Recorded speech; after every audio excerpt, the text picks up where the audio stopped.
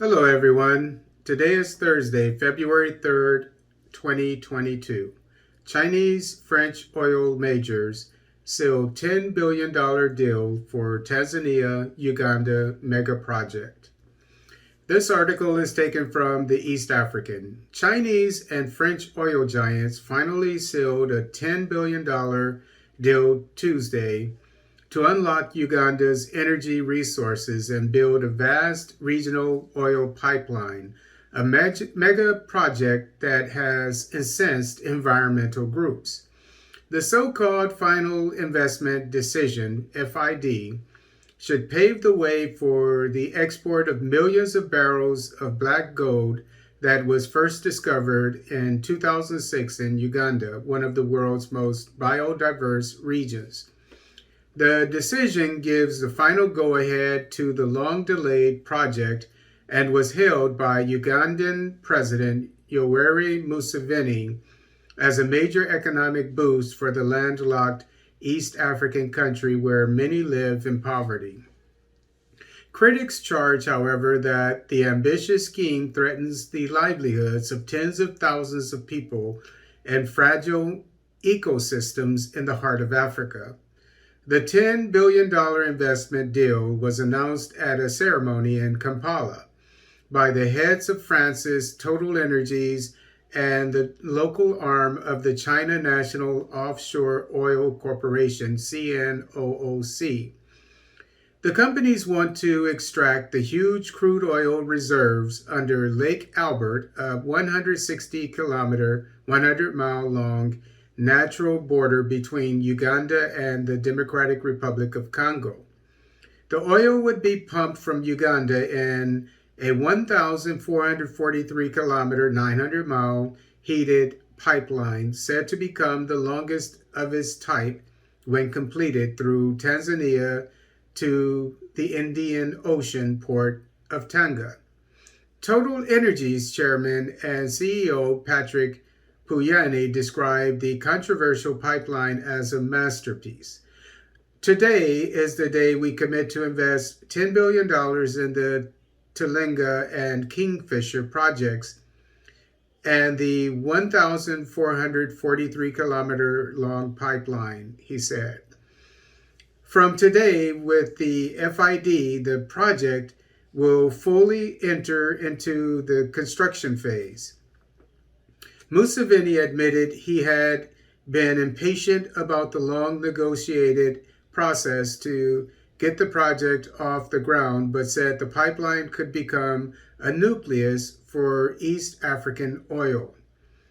The project has been similar to the Nord Stream, if I'm saying it correctly, from Russia to West Europe, where you have a pipeline. Russia is a major supplier of oil to oil and gas to West Europe and even East Europe, and so there I think there's already one, and then there's going to be another one. The one that's almost, I think it's almost done, or it's going to be done soon. They're going to start working. I can't remember which, but the Gulf Stream 2 is the one that's the United States is trying to block. But similar to that, I from what I'm getting, that countries like Kenya, well, I don't know about Kenya, maybe Kenya, and maybe Rwanda, who knows, in the future, or DRC, who knows, that they can connect to it from their countries, their neighboring countries, and their oil can make it to the port through this mega project. The project has been hit by various obstacles, including wrangling over tax agreements and a change of heart over the location of the pipeline, which was initially due to go through Kenya. Museveni also dismissed the concerns of environmental groups. Let the NGOs go and sleep in the bush if they want. There is nothing we are hiding. Lake Albert lies atop an estimate.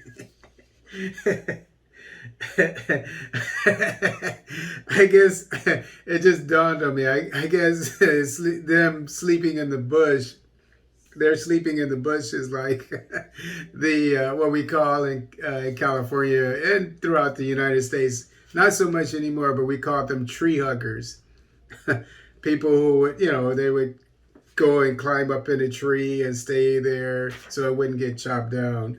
And so, by extension, they were called tree huggers, people who look at the environment and nothing can come before the environment. And so, it seems that go sleeping in the bush is similar to that. um, Lake Albert lies atop an estimated 6.5 billion barrels of crude, of which about 1.4 billion barrels are currently considered recoverable. Uganda's first oil is expected to flow in 2025, so in 3 years, almost 2 decades after the reserves were discovered, with full-scale commercial production planned for the following year when 230,000 barrels a day of the particularly vicious crude are expected to be pumped. In Uganda, the drilling is in several nature reserves, one of which extends to Murchison Falls, the country's largest national park. And I cut this article short. It's a pretty lengthy article. Goes into, the areas that, the park and so forth. I can't remember all the details at the moment, but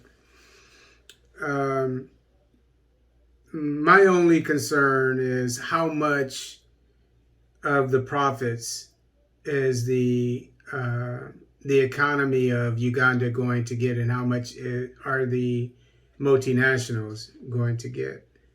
Because so many contracts have been signed over the years, and there was a recent one. I don't want to get the name of the country wrong, but it was, I think, either Angola or Equatorial Guinea, because I've been covering articles about those two countries recently. Yeah, I think it's one of those two countries. I can't remember which one, but the government, it's a similar deal where drilling is going to be done. They gave the go ahead to a multinational, and that government's economy is only going to get somewhere around 20%. And so the point is, I hope that it's more like 50%, and because that way, it's fair. It's fair. You're giving up some of your natural resources, so you should get, I think, half of the profits. That's my take on it. I wish they would disclose that. And I wish, this is another thing, I talk about the military a lot, as far as the economy, as far as what things should be in the laws of African nations. And here's my recommendation. One thing is, and someone even, I think, brought this up before me about Kenya, when some things got discovered about some loan and stuff that was stipulations in the loan. About that airport, I think it was, or was it Uganda? I can't remember which. Maybe it was Uganda, but I think it was Uganda. I'm pretty sure. But Entebbe, I think, is the airport. But I think all this stuff should be disclosed to the public, so we know exactly what we are losing as Africans, or what we're gaining as Africans.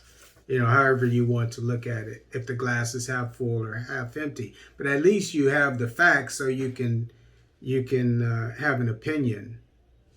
So you can have an informed opinion.